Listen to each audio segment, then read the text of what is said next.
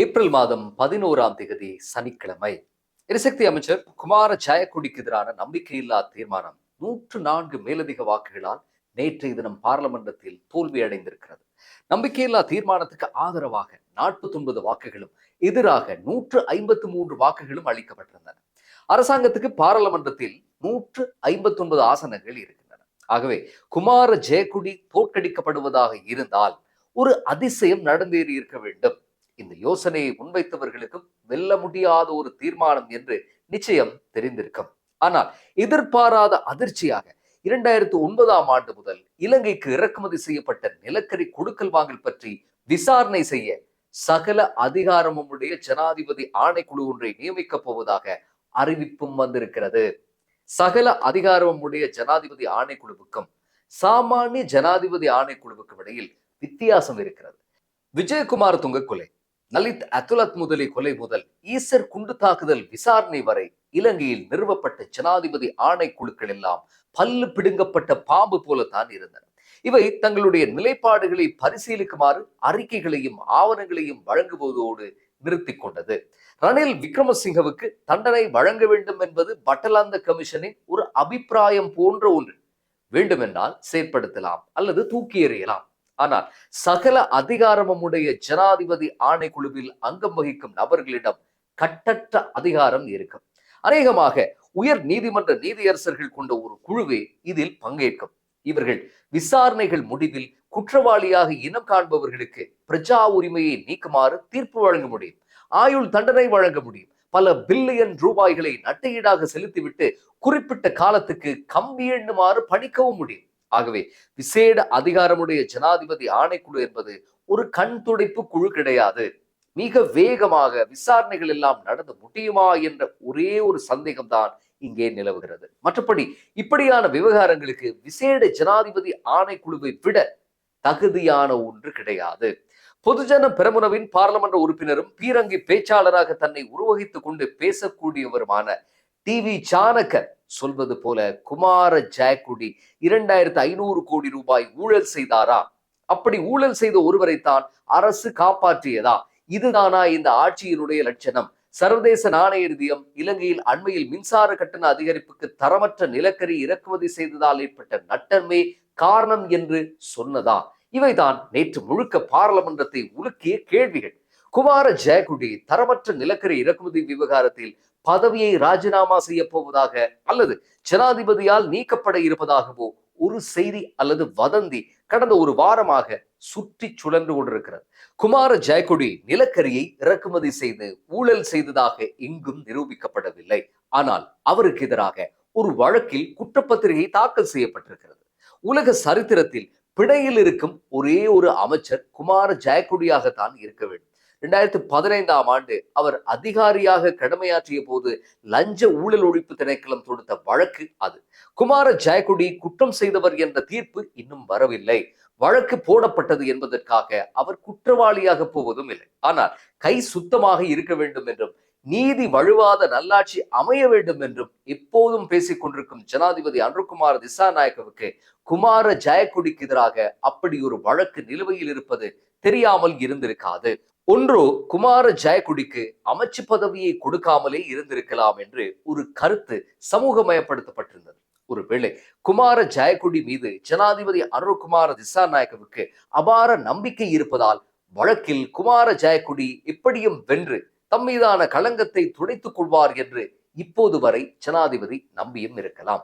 ஆனால் குமார ஜெயக்குடியின் ஸ்தானத்தில் யாரை நியமித்திருந்தாலும் இந்த நிலக்கரி புகை அவர்கள் முகத்தில் பூசப்பட்டே இருந்திருக்கும். அதில் எந்த சந்தேகமும் இல்லை.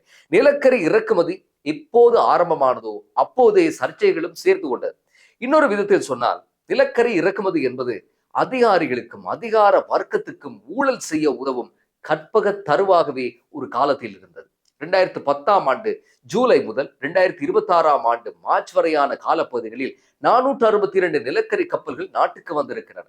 இதில் ஆச்சரியம் என்னவென்றால் 2010 முதல் 2015 வரையான காலப்பகுதியில் எந்தவித பகிரங்க டெண்டரும் கோரப்படவில்லை. தமக்கு வேண்டியோருக்கு தம் இஷ்டத்துக்கே இதெல்லாம் பகிரப்பட்டிருக்கிறது என்று சொல்லப்படுகிறது. இன்று நிலக்கரி ஊழல் நடந்ததாக காண்போர்களை அழைத்துக் கொண்டு பிரச்சாரம் செய்து கொண்டிருக்கும் பாட்டலி சம்பிக்க ரணவக்க தான் அப்போது இது தொடர்பான அமைச்சராக இருந்தவர். பாட்டலிக்கும் ஜனாதிபதி மஹிந்த ராஜபக்சவுக்கும் இடையில் ஏற்பட்ட உள்வீட்டு பிரச்சனை கூட மஹிந்தவின் கட்டளைக்கு கீழ்ப்படியாத கோபம்தான் என்றும் சொல்லுகிறார். பாட்டலி அதிகாரத்தை துஷ்பிரயோகம் செய்தார் என்று நாம் கூற வரவில்லை. ஆனால் 4 வருடங்களாக அமைச்சராக இருந்து கொண்டு டெண்டர் இல்லாமல் நடந்த கொடுக்கல் வாங்கல்களில் என்ன நடந்தது, யார் கட்டளையின்படி இந்த வியாபாரம் செழித்தது என்பது பற்றி எல்லாம் பாட்டலி வகுப்பு எடுப்பதில்லை. மஹிந்தவை கை காட்டிவிட்டு ஓய்ந்து விடுவார். 2015 முதல் ரணில் மைத்ரி ஆட்சிதான் இருந்தது. அப்போது எரிசக்தி அமைச்சராக இருந்தவர் தான் இன்று அரசாங்கத்தை நிற்க வைத்தும் குடிய வைத்தும் கேள்வி கேட்டுக் கொண்டிருக்கும் அஜித் பி பெரேரா. அவர் காலத்தில் நடந்த நிலக்கரி கொடுக்கல் வாங்கல்களில் அரசுக்கு ஏற்பட்ட 1.5 மில்லியன் டாலர்கள் நட்டம் தொடர்பாக இன்னமும் வழக்கு நடந்து கொண்டிருக்கிறது. மேலும் இப்போது நிலக்கரி இறக்குமதியாகும் போது நிலக்கரியை ஏற்றுமதி செய்யும் துறைமுகத்தினுடைய லோடிங் போர்ட் ரிப்போர்ட் எடுக்க வேண்டும். இறக்குமதி செய்யக்கூடிய கொழும்பு துறைமுகத்தினுடைய டிஸ்சார்ஜின் போர்ட் ரிப்போர்ட்டும் எடுக்க வேண்டும். மஹிந்த ராஜபக்சவினுடைய காலத்தில் அப்படி ஏதாவது கேட்டிருந்தால் அடி விழுந்திருக்கும். நல்லாட்சி காலத்தில் லோடிங் போர்ட் ரிப்போர்ட் மட்டுமே எடுக்கப்பட்டிருக்கிறது. ஆனால் அவற்றிலும் பிக்கல் பிடுங்கல்கள் கூட இருந்திருக்கின்றன. 2019ஆம் ஆண்டு கணக்காய்வாளர் நாயகத்தினுடைய கடுமையான அறிக்கைகளுக்கு பிறகு இவற்றை தீவிரமாக கவனிக்க வேண்டும் என்றெல்லாம் முணுமுணுப்புகள் ஏற்பட்டன. ஆனால் அது எதுவுமே சாத்தியப்படவில்லை. இம்முறைதான் loading port report, discharging port report, பரிசோதனை ரிப்போர்ட் என்று ஏகப்பட்ட அறிக்கைகளுடன் இறக்குமதி நடந்திருக்கிறது. இந்த அளவுக்கு வெளிப்படை தன்மையுடன் நடந்து கொள்ள போனதால் தான் சிக்கலும் ஏற்பட்டிருக்கிறது என்று சொல்லுகிறார்கள். லோடிங் போர்ட்டில் சரியாக இருந்த அளவுகள் டிஸ்சார்ஜிங் போர்ட்டில் மாறுபாடு ஏற்பட என்ன காரணம், எப்படி இது நடந்தது என்ற பலத்த சர்ச்சை வெடித்திருக்கிறது. இது பற்றி ஆராய்வதற்கு ஒரு குழுவையும் ஜனாதிபதி நியமித்திருந்தார். இதன் முடிவுகள் விரைவில் வர இருக்கின்றன என்று சொல்லப்படக்கூடிய நிலையில் காலநிலை மாற்றங்களால் இதன் அளவுகள் வேறுபட்டனவா அல்லது வேறு ஏதாவது சதிகளா என்று தெரிந்துவிடும். இந்த முறை டெண்டர் கோரப்பட்ட போது 26 பேர் பதிவு செய்திருந்தார்கள் என்றும் அதில் 11 பேர் டெண்டரில் கலந்து கொண்டார்கள் என்றும் சொல்லியிருந்தார் அமைச்சர் நலிந்த ஜெயதீச. தாம் எல்லாமே சட்டத்தின்படிதான் நடந்து கொண்டதாகவும் நிலக்கரி தரமற்றதாக அமைந்ததுக்கும் அமைச்சருக்கும் அரசுக்கும் எந்த தொடர்பும் இல்லை என்றும் இது தொடர்பாக ஏற்பட்டிருக்கக்கூடிய நட்டத்தை எந்த காரணம் கொண்டும் பொதுமக்களின் தோள்களில் சுமத்தப் போவதில்லை என்றும் நிலக்கரி ஏற்றுமதியுடன் சம்பந்தப்பட்ட கம்பெனி 17 மில்லியன் டாலர்கள் நஷ்டஈடு கொடுக்க முன்வந்திருப்பதாகவும் மேலும் தெரிவித்தார் அமைச்சர் நலிந்த ஜெயதீச. ஆனால் அமைச்சர் என்ன சொன்னாலும் இங்கே சிக்கல் இல்லாமல் இல்லை. தரக்குறைவான நிலக்கரி இங்கே கொண்டு வரப்பட்டிருக்கிறது, அதில் எந்த சந்தேகமும் இல்லை. இதை அவர்களும் ஒப்புக்கொள்கிறார்கள். தரக்குறைவான நிலக்கரியை பயன்படுத்தி மின் உற்பத்தி செய்யும் போது எதிர்பார்த்த மின் உற்பத்தி நிகழுமா? நிகழாமல் போகலாம். ஏப்ரல் மே ஜூன் மாதங்களில் 1381 ஜிகாவோட்ஸ் அளவு நிலக்கரி மூலம் மின்சாரம் உற்பத்தி செய்யப்பட வேண்டும். ஆனால் தரமற்ற நிலக்கரி கொள்வனவு காரணமாக 1131 ஜிகாவோட்ஸ் மின் உற்பத்தியே நடந்திருக்கிறது. இதனால் 250 ஜிகாவோட்ஸ் மின்சாரத்துக்கு டீசலை நம்ப வேண்டிய ஒரு துர்ப்பாக்கிய நிலை ஏற்பட்டிருக்கிறது. வளைகுடாவில் நிகழும் போர் பதட்டத்தால் எரிபொருள் விலைகள் சட்டுதியாக அதிகரித்திருக்கும் நிலையில் டீசலை நிலக்கரிக்கு மாற்றாக பாவிக்க முயலும் போது மேலும் எரிபொருளை இறக்குமதி செய்ய வேண்டிய நிலைமை ஏற்படுகிறது.